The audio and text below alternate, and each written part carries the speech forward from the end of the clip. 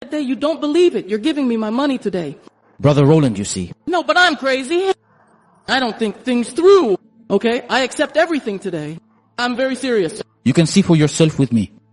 But my money, I'll give it to you. With that kind of behavior, can you really keep someone like her at home? It's impossible. But how would you have behaved if she had acted that way towards you? How? Do you think your attitude is normal? I'm not here to judge you. Yes. But you are still quite judgmental. Your thinking is pretty deep. Yes. I hear you speak. I can see you have a good intellectual level. Yes. If someone had treated you that way, would you have accepted it? You put your money together with a friend to start a business.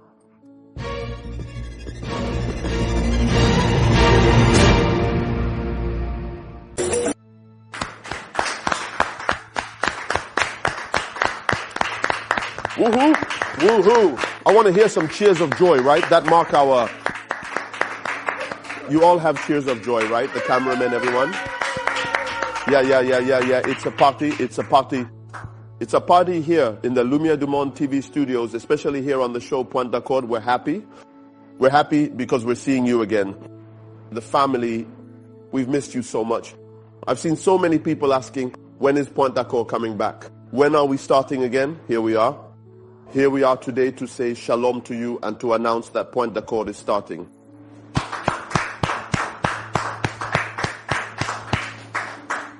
Since last week, we've set sail again for this new season, and it's with joy that we meet you once more today for another episode of your show, Point d'Accord.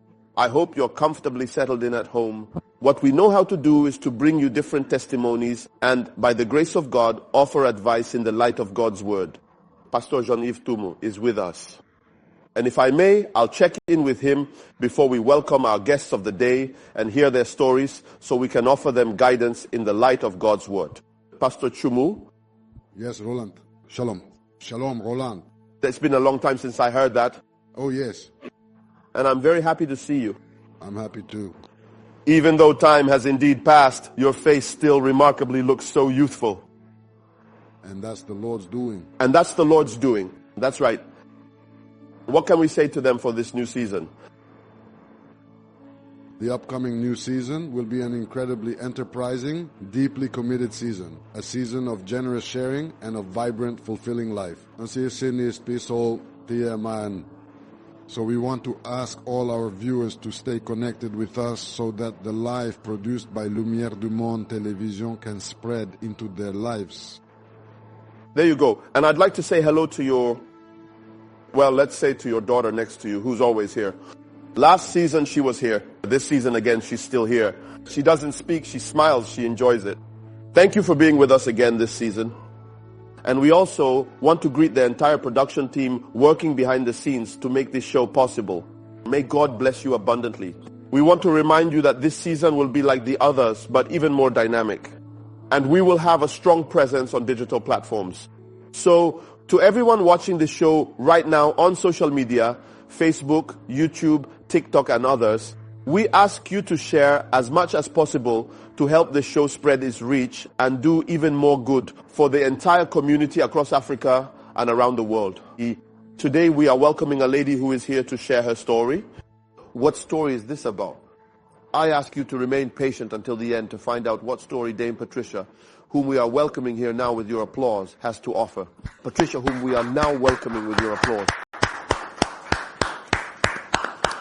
Here is Dame Patricia.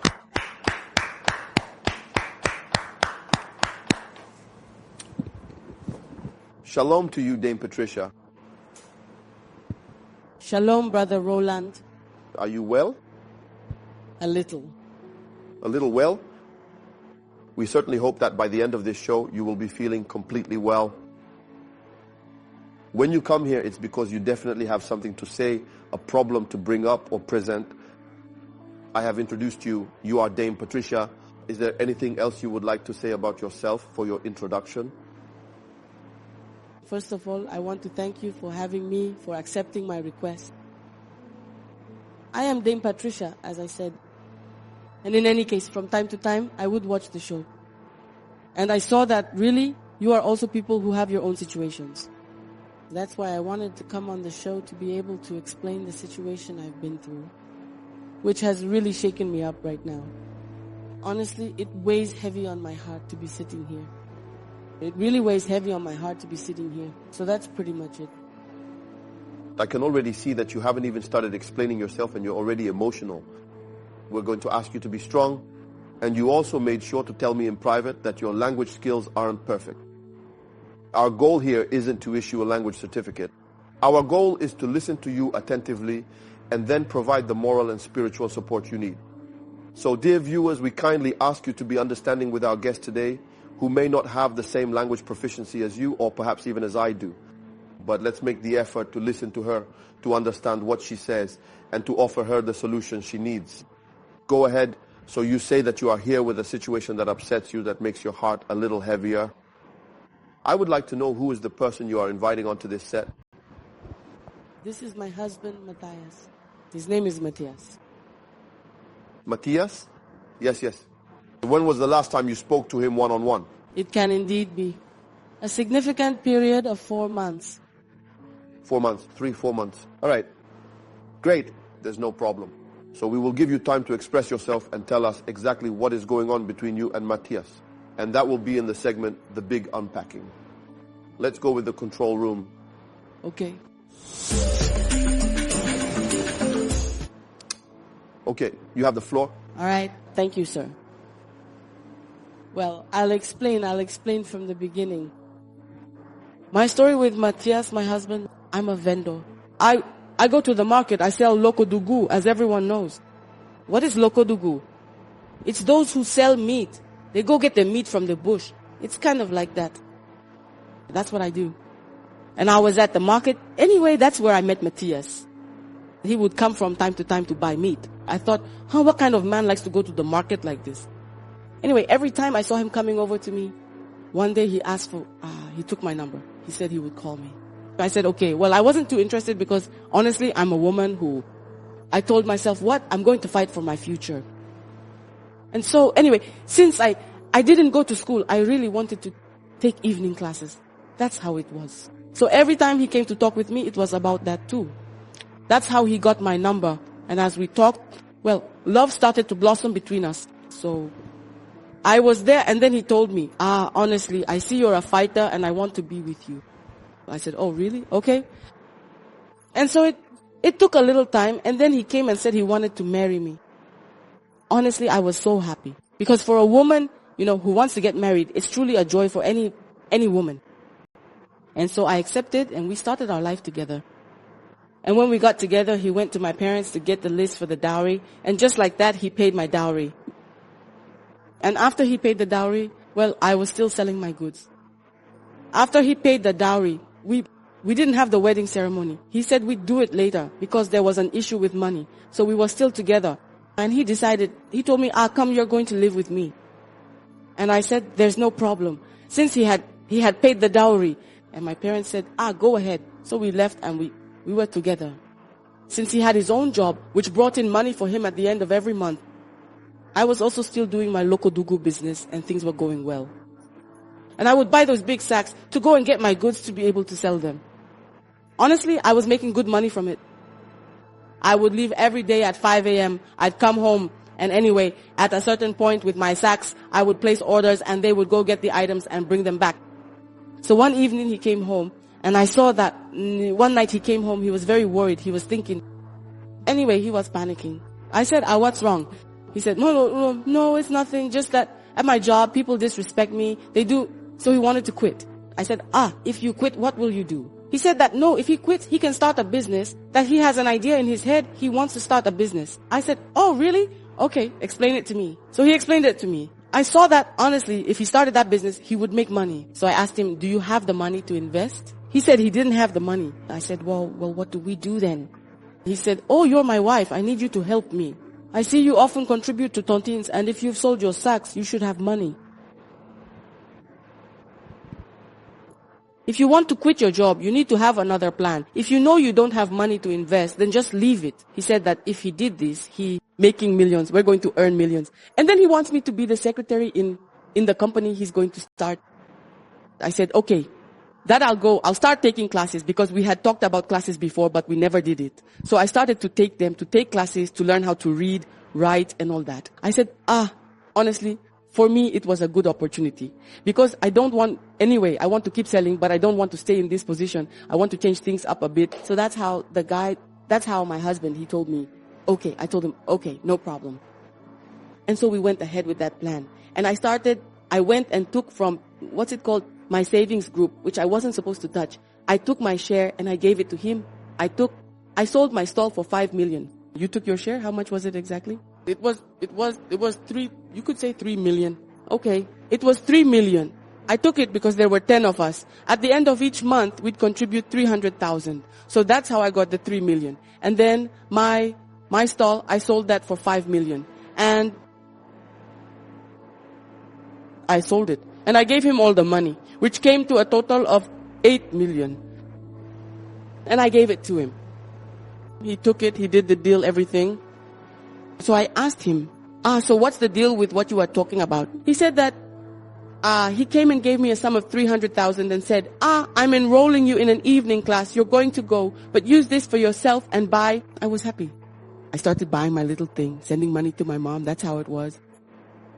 So after a while, I see that time is passing and I'm not seeing anything. So I'm thinking, we're looking at 5 years from now and I still see nothing. I said, but darling, what's going on? He tells me no, and he starts explaining things. Since, honestly, I'm not very educated. So he's explaining and I'm like, all these big words you're using, I don't understand them. But the main thing is, if it's going well, that's good. So we just left it at that. And one day, I was, tidying up his things, folding his clothes. And then I saw an envelope. I thought maybe it was money he'd put aside. Because I thought, he's so disorganized. Because there were a lot of documents inside, papers. So I took it and I checked it, I wanted to see what it was. And then I saw that it was a document, a paper.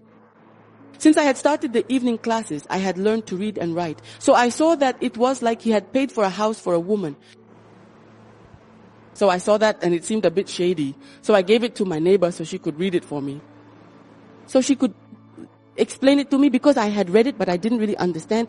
She said, it looks like your husband paid for a house. He paid for land for a woman. For a woman. So when he came home, I explained it to him. At the same time, he pushes me and tells me to get out of his sight. That I have no business, that these papers, he doesn't even know, he doesn't understand what the papers are.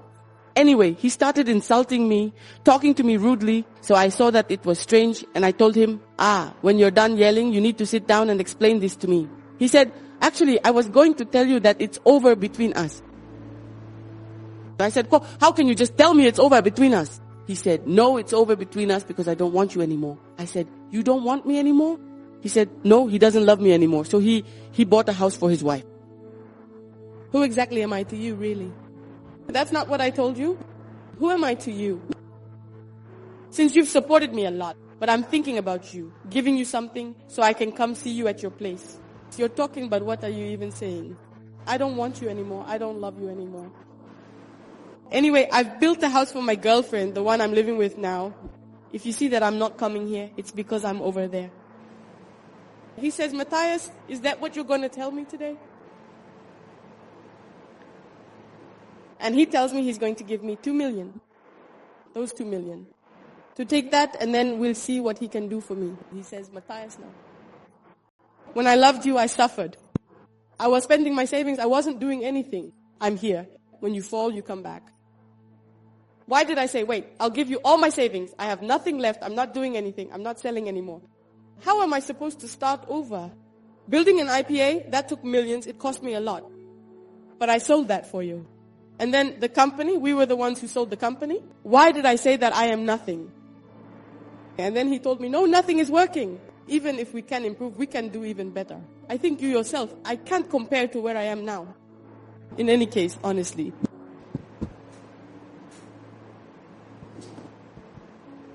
I sent him here because I wanted to understand. For him to explain it to me, I don't know, he doesn't know anymore.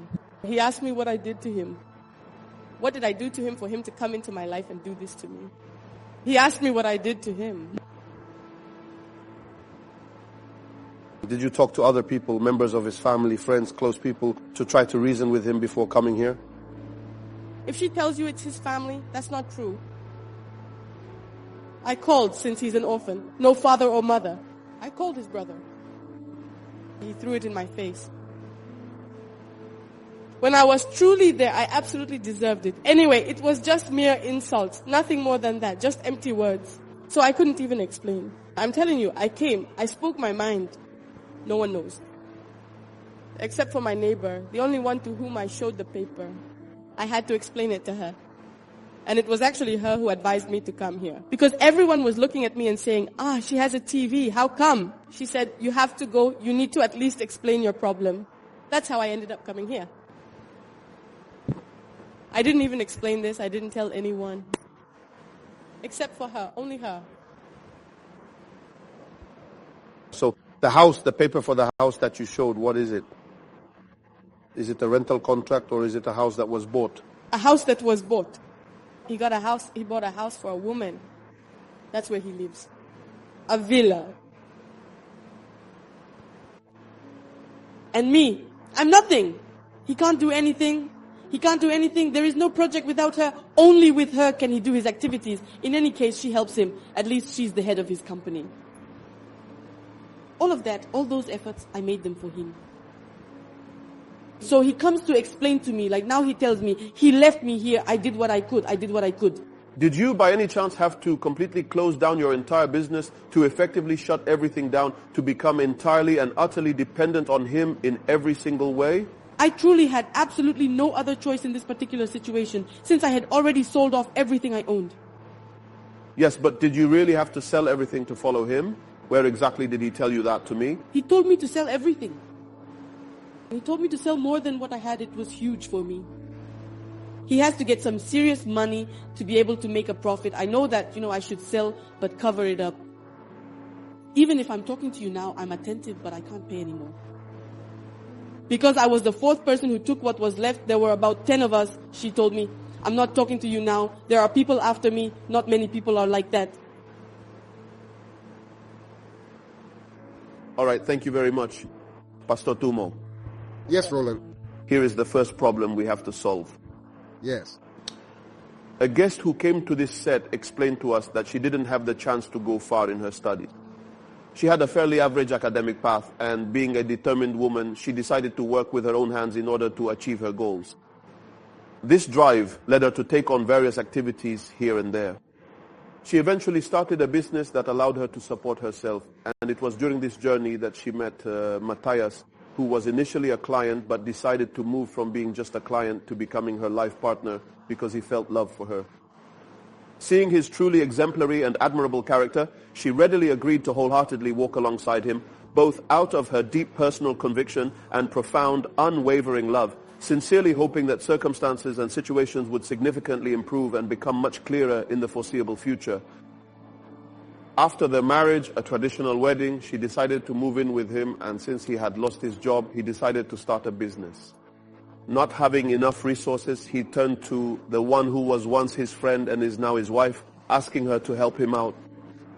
So, out of love, she decided to give him some money, but seeing that the amount she gave wasn't enough, she decided to sell what she had and add her savings to help revive her husband's business, hoping that when things got better, he would be grateful and reassure her. Some legal matter. Later, she tragically discovers among his personal belongings that instead of genuinely helping her to significantly grow her burgeoning business, her deceitful husband deliberately chose to selfishly take her hard-earned money, their entire life savings, the precious fruit of all their combined efforts and sacrifices, to secretly buy a luxurious house for another woman, a truly shocking betrayal. Informed of the situation, she brings it up to her husband, who in turn throws it in her face that he no longer wants her and that he has now found the one who is the woman of his destiny, the one who truly deserves him. Not understanding the situation, she decides to come on this show so that we can help her find some common ground with her husband, because she says she loves him and doesn't want her efforts and sacrifices to be in vain. Are we going to have Matthias on to hear his side of the story? Yes, of course, we have to bring him on. We now welcome here, dear viewers, our dear friend Matthias at the request of his wife.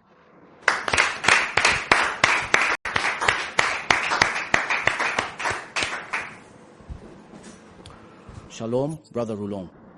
Shalom to you, dear brother Matthias. I hope you're doing well. Yes, that's right, I'm fine. In any case, I'm happy to see you. Your shalom shows that you're happy to be here too. That's right. It's a warm and invigorating shalom. Thank you for accepting our invitation. You were informed that you had been requested to appear on this set. Yes. And in response to that request, you agreed to come. So I want to thank you for that. All right, yes, I can certainly confirm that I am quite familiar with her. Indeed, I know her exceptionally well, and our acquaintance is a rather long-standing one. I possess a thorough understanding of who she is and her background, so your assumption is entirely accurate. She's just an old acquaintance of 3 months or 4 months, so... What am I saying? Matthias, I'm an old acquaintance. Oh, come on. Are you going to start messing around again here? Matthias, I'm an old acquaintance. I don't know myself. Are you going to start messing around again here? Sir, excuse me, is that why we're here? Of course, because you were informed of that. So, you said she's an old acquaintance. Yes. Is everything all right between you two? Because acquaintances or friendships, you have to know how to maintain them. Is everything all right between you two? As for me, I don't have much to say. The microphone, please. As for me, I don't have much to say. Because as far as I'm concerned, I'm already done with her. Well, I'm not going back to that anymore. Because I'm surprised we're meeting again on a TV set. Or a situation we could have settled between the two of us somewhere. When you call, does he answer you? Oh yes, when he called me, I answered. When I call you, do you answer? Even when you were open 24/7. Matthias, when I call you, do you answer? He blocked me. You take me, my friends, you blocked me. There's fear, but it doesn't go away. Honestly, what do you want from me? What do you want from me? Matthias, tell me what I did to you. Yes. That's the question I'm asking myself too. With all the sacrifice I made for you. I did this twice to each of you. Oh yes, but that's normal. If you behave like this, are you sure the pregnancy can stay? Wait. That's what I'm going to tell myself. Oh no. I sacrificed myself. Wait. Everyone knows. For mine, why I gave you to do your business. It's because she mentioned your business that I'm involved. But now I told myself that, you absolutely let me go and buy a beautiful house for a wonderful woman. No. Did you see that house? Did you see that house? Did you touch it or did you go inside? Did you go inside it? My head. Yes? You didn't buy a house for a woman? But where is your problem? Where is your problem? If I was able to buy a house for a woman, where is your problem? I told you it was over. When are you coming to buy me? Everything I did was for myself. I didn't want to tell you that. All my money, even if you gave everything, he gave you 8 million to do your business. And then? And then? So what did I say to myself? And so 8 million, that helped all of us. Your mother was sick. I participated until his death. I participated. I slept in a where? Matthias. I slept in a where? Is that what you would have told yourself? Yes, but that's what I can say for now. Since we have nothing more to do together, I already told you. I don't want to see you anymore. It ends there. See? It's better here, that's it. Matthias. If you wanted... I tell you. Okay, there is no problem. Thanks, it's good, I'm sure. That you do, thank you. Today you have more examples. You have males. You have Matthias. Matthias. Rolling. Sincerely. Okay, D. Agreement? No, I don't want to interrupt you. I heard what she said. Alright. So I see that you mentioned old acquaintances. Alright. I see that you talked about his mother. That means you know her. You have a relationship. You know her? That's for sure. So... Tell me exactly... Yes. What's going on between you? Honestly, it hurts me to put myself on a TV set. You're talking about that. Because right now, normally if they really wanted to fix this problem, they should have just called me aside. And we would have sat down together and negotiated. But I was forced to do it. Because now we find ourselves on a show. I can say a Christian one. Between her and me, I can say that there was a past, I can say a glorious one. But for some time now, I've realized that I'm digging into my own business.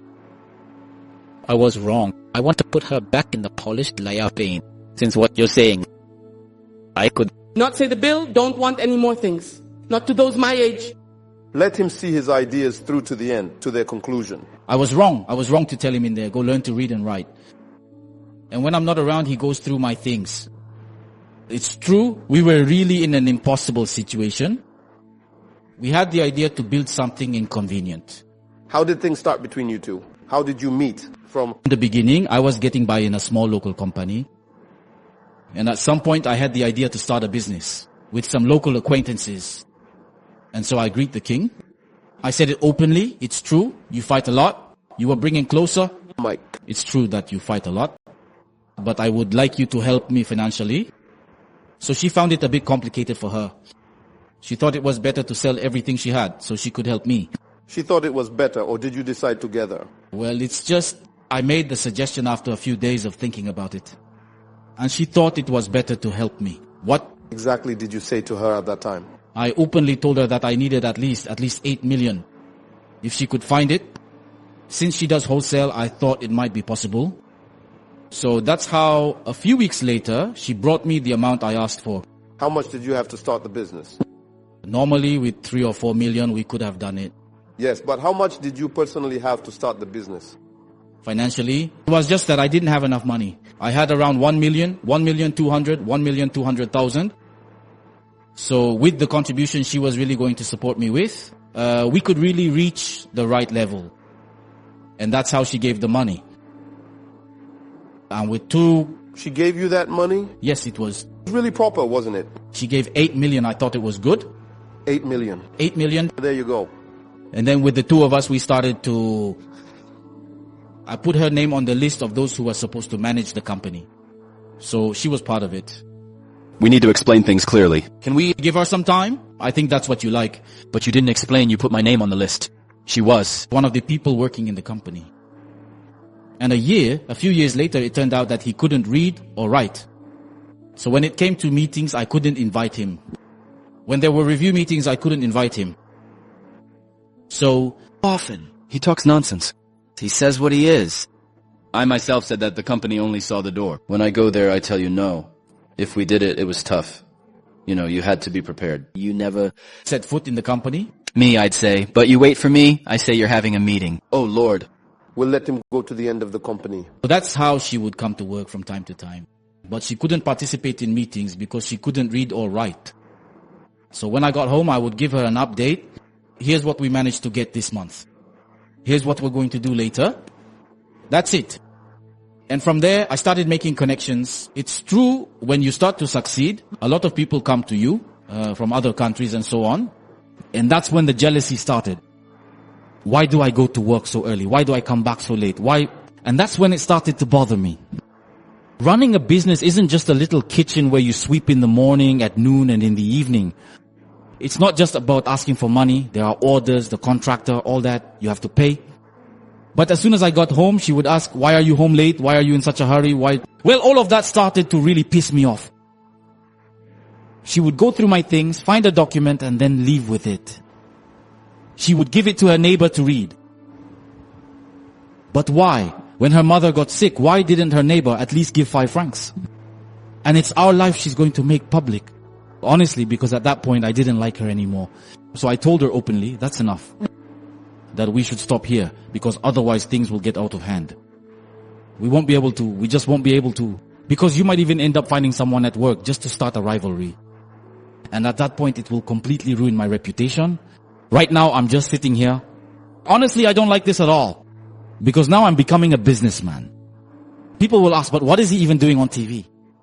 So if things aren't going well at home, it's not at work that he'll be able to make a difference. So today, even now, I've maintained my image like this because of you. Because of me. Because of me. Because of me. All right. What did the paper say? Exactly. That's the question I was about to ask you. You say she found a document that she shared with your neighbor, probably because she didn't have the language skills. And to understand what was written. What exactly was the document about? The document, honestly, it's a family secret. It's a family secret that it would be difficult for me to talk about it. It's difficult. It's difficult. But you'll see. I can show you. Go ahead. Look.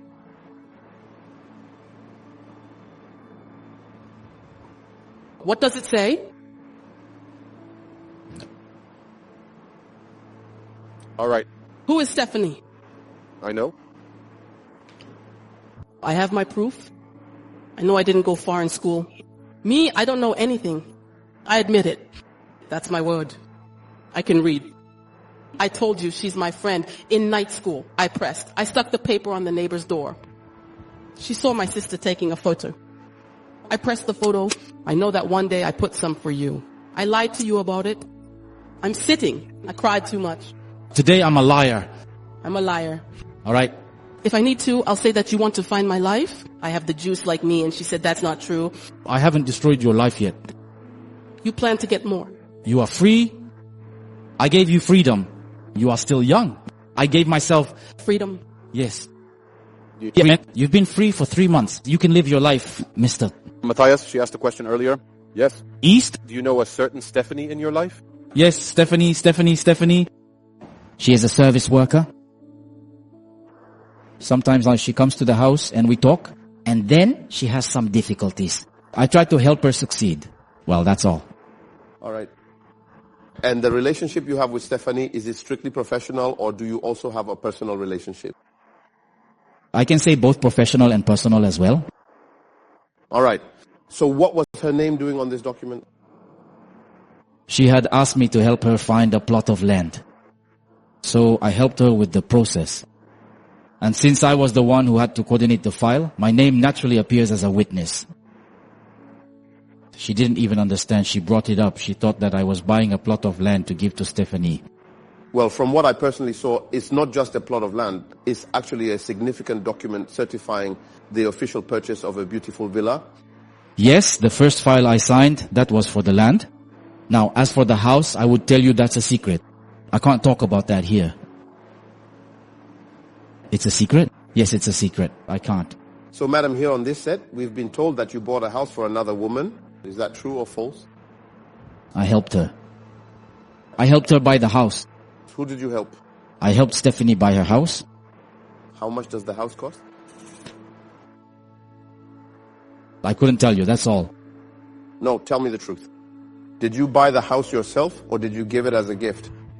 Or did you help someone, or Stephanie, as you said, to acquire this house? Tell us the truth. I can say that it was only me who bought the house for her. I was the one who bought the house for her. I could buy this house for her if we didn't break up.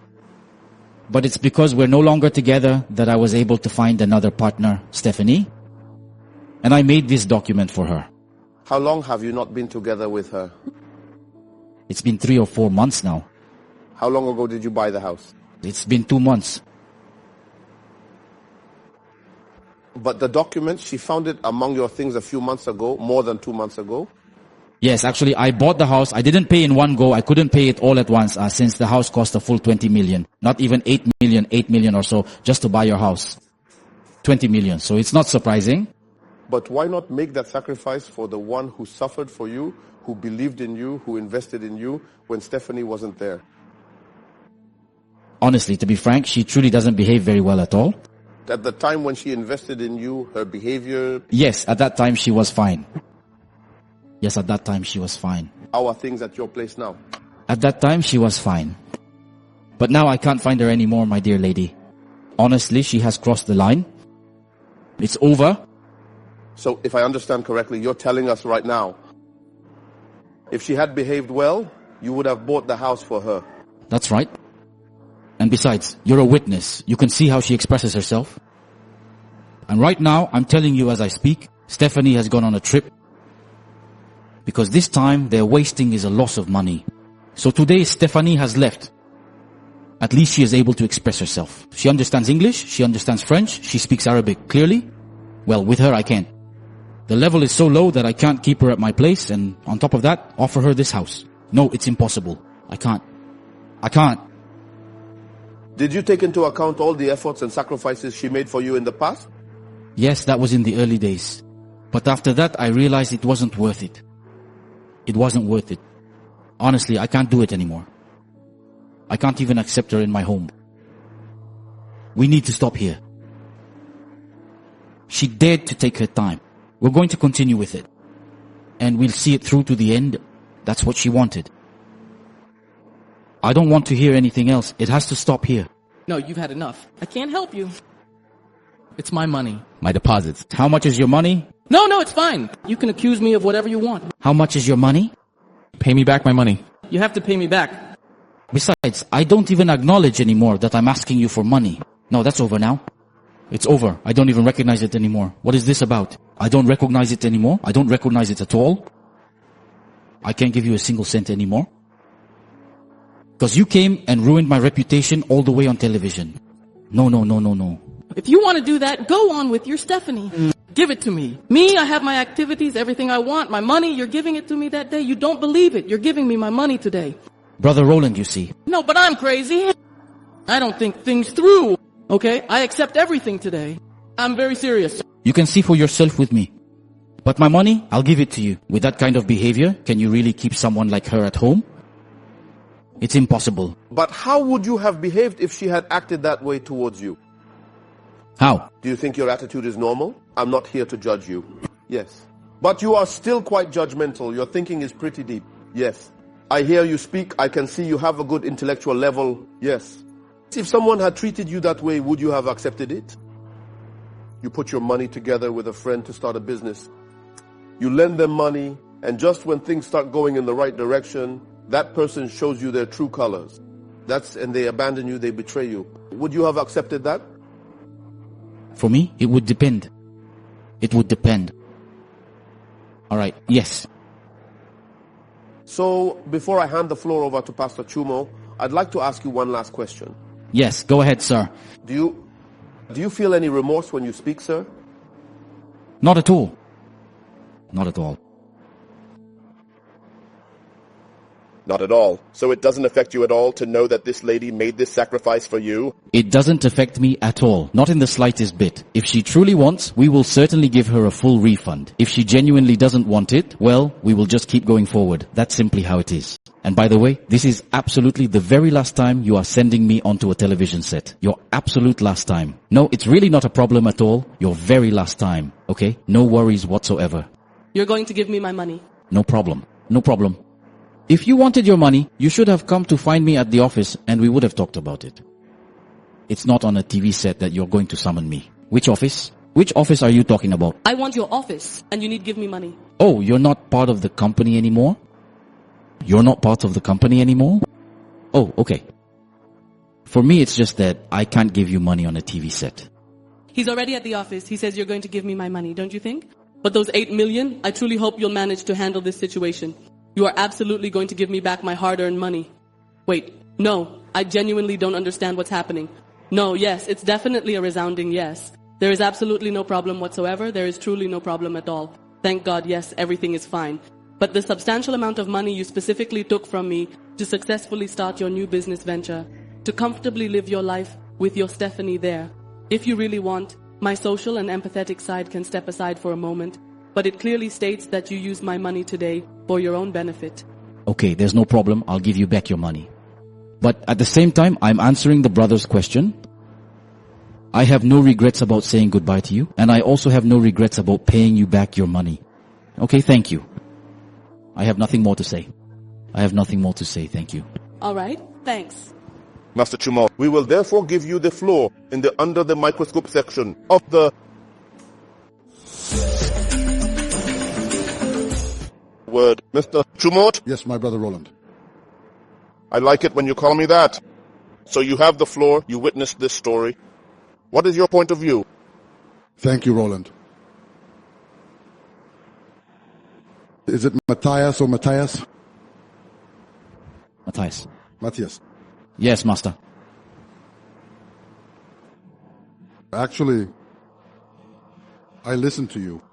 Yes. I want to ask a question. Yes, go ahead, pastor. Did you buy a house for Stephanie? Yes, I bought a house for Stephanie. What is the reason?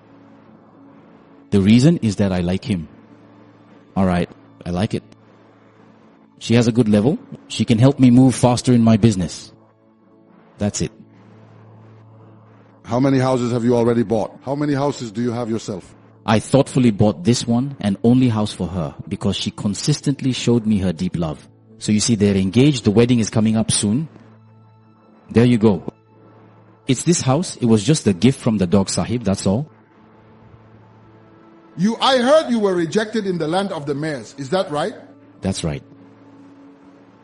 But it seems like you don't know how to think things through. Oh, really? You yourself, you take money from another woman, you start making money, and the first thing you do is buy a house for yet another woman. But I don't love her anymore. No, actually, I don't love her anymore. I don't love her in the sense that I don't love her anymore. You yourself, because the world has changed. You don't have any houses. You can't even buy a house in your own name. Yes, I buy a house and put it in a woman's name. No, but we're engaged. Yes, because just like you dumped that one, she's going to dump you. And then you won't have any houses left. Oh, really? She can't? She could never say to me, I'm leaving you. If you're smart, you should take your wife back. But that's because I've already chosen the one I love. If you're smart, if you're foolish, you'll get lost in your own way. But if you're smart, you should take your wife back. I can't. I won't be able to, not tomorrow, not in 1,000 years. It's Stephanie. I've made my choice. We're already engaged. It started off well, she told her family. A few months later, we'll get legally married, and that's it. And I'm telling you, Pastor, that is truly the choice I have made. Roland. I really can't change, honestly. Roland, yes. Honestly. You see, the men of that particular generation, that specific time, you have nothing. You only have $1 million. A woman gives you 8 million. You found her in her business and then you took her. You tell her, stop your business, let's work together. She stops her business. She gives you all her savings. And you start a business that begins to prosper. The first thing you do is buy a house for another woman you met at work. I wonder if he was bewitched. But there are indeed many men today who truly know how to genuinely meet women, strong, independent women, well-balanced women, and who will ultimately end up showing their own personal shortcomings. And it hurts me because there are so many women, so many sisters in crisis who end up disappointed like that. Because she wants a husband, she just said earlier that she wants a husband. And if someone says he's going to marry her, it's not because she's incapable of anything. She does have something to offer. You prefer a woman you give to, but the one who gives to you, you don't want her. Do you see your life? You come and sit here on the set just to talk, to say everything you're saying. And you think you're a man like that? You're a useless woman. You're not even capable of thinking and making a good choice. You don't even know it. They're talking and they're medicating on the TV set. You see, you don't think things through. You're an idiot. I'll think about it. I'll think about it now. I'll think about it now. Please calm down. I'll think about it.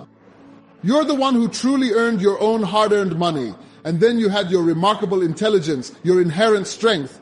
You still absolutely possess all of that. If someone doesn't know what they want in life and comes to disappoint you, don't follow them. Yes, he's here. He has no future. And I think you need to question yourself. You just didn't make the right choice, that's all. But you're not finished. I think you can rebuild your life. Just like you did before, you can rebuild your life. Through you, I want to salute all women. Those incredibly brave and courageous women who rise each and every day from their local neighborhoods to diligently go to their important work. All the markets, the groups of women, and over there, they work. You said you were buying a tarp. With that, you go get your goods from the fields to bring them back. And that's what these women do. I encourage you, strong mothers, fighters.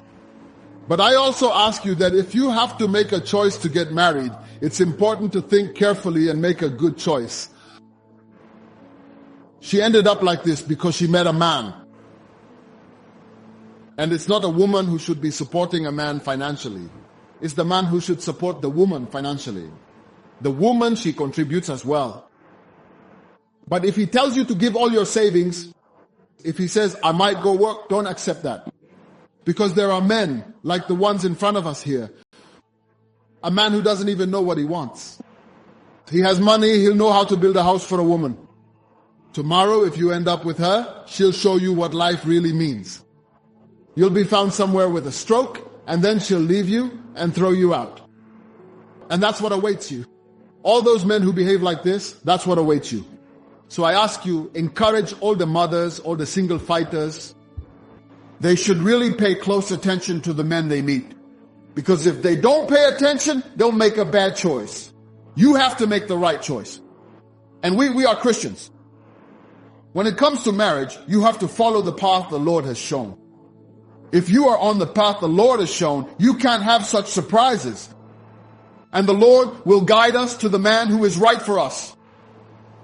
Ever since we've been here, I haven't heard that you go to church, that's it. You have to choose God. My daughter, you have to go to church. You have to seek the Lord so that the Lord can show you the man of your life. Roland, that's what I wanted to say. May God bless you. Amen. All right, we've listened to Pastor Chumu. Before we say goodbye, we can see that the situation remains tense because everyone is sticking to their position. I'd like to give you the floor. Do you have anything to say? After listening to Pastor Chumu?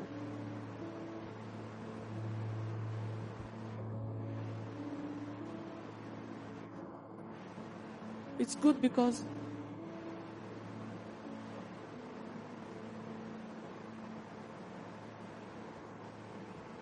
I want to thank the pastor because he's like a parent to me. To show how strong I can be. And in any case, I wish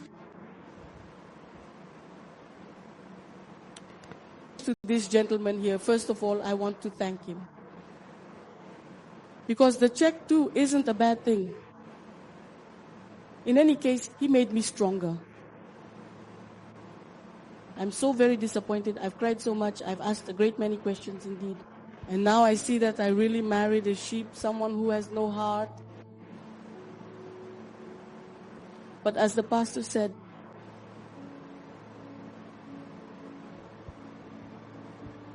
I can, in any given case, absolutely start everything completely over again. And truly, I mean truly, Matthias, thank you very much. I take my hat off to you and your Stephanie.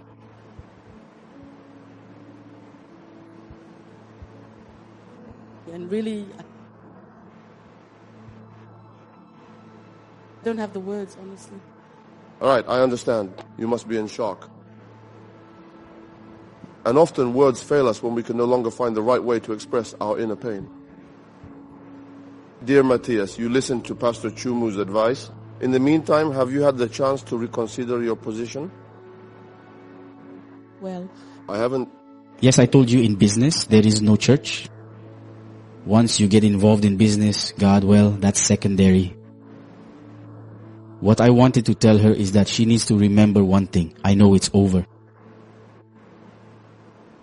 I have nothing more to say to her.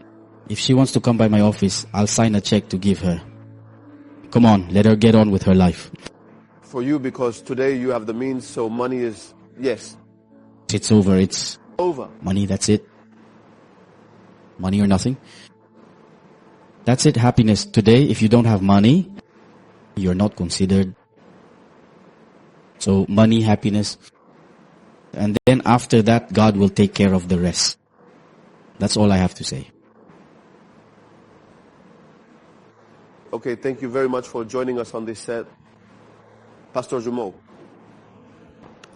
our sister really made an impact. Her attitude here on the set shows it. Our brother Matthias says for him, it's money. After money, it's still money. And after money, it's still money. And when you have money, then you have time to think about God. In business, there's no time to think about God. We respect his position. On this set, we've seen people even more arrogant than him. But we know how it is when we're done. But I would still like to express my understanding for them and for the work of all those people around the world who go through similar situations. Truly, it was a gesture of gratitude. Let us pray that God gives them strength and the courage to get through this difficult situation. Lord our God, our peace. I pray deeply and sincerely for all those incredibly brave and courageous women who are tirelessly fighting for a much brighter and better tomorrow. I prayed because, dear Lord, I truly believe that you can wisely guide their important choices and decisions. The story we are living today is that my daughter was not able to make a good choice. She feels lost and disappointed. I entrust her to you into your care and your hands. I want your mighty hand to be upon her life. Open her understanding. Put your love in her heart. May she discover you and walk with you. And Lord, may you help her rebuild her life. And may she be better than before. You bless her, Lord. You bless all these disappointed women, Lord our God, who have decided to give up everything. Lord, who suffer in their own corner. I ask you, Lord, to lift them up and strengthen them. I pray for this young man who truly does not know what he is saying. Awaken him, Lord our God. Make him aware so that, Lord our God, our peace, he may be able to repent and recognize his mistakes, and that they may do so having been led to it, in order to do what is right. All these wicked men, all these bad people who attack women to destroy them, to ruin their lives, Lord, I pray for them, so that, Lord, you may change their hearts so that life may be better. In Jesus' name, amen. Thank you for coming to this set. Pastor Chumo, thank you for your wise advice, your prayers, and to all of you, viewers, both men and women. From Lumière du Monde Television, thank you for watching this episode of your show, Point d'accord. I truly hope that you have learned a lot and that you have taken away lessons that will help you be very careful in life and understand that the good you do often comes back to you as good. Ingratitude exists, wickedness exists, and the duplicity of human nature exists. So I hope that after hearing this story, you will be able to distinguish between right and wrong, between what is false and what is true, and that you will be careful in your choices, which are investments that will inevitably speak for you in the future. Tell me, if you were in Mr. Matthias's place, what would your attitude have been? Would you have been able to throw in the face of the one who invested in you for so many years, telling her that the love is over? Is that really how you thank someone? And if naturally you were in Patricia's place, having experienced such disappointment, what would your reaction have been? The answer to these two questions is the reason why the conversation should continue at home and, of course, in the comments. See you next week, same time, same place. May God keep you safe. Shalom to you and goodbye.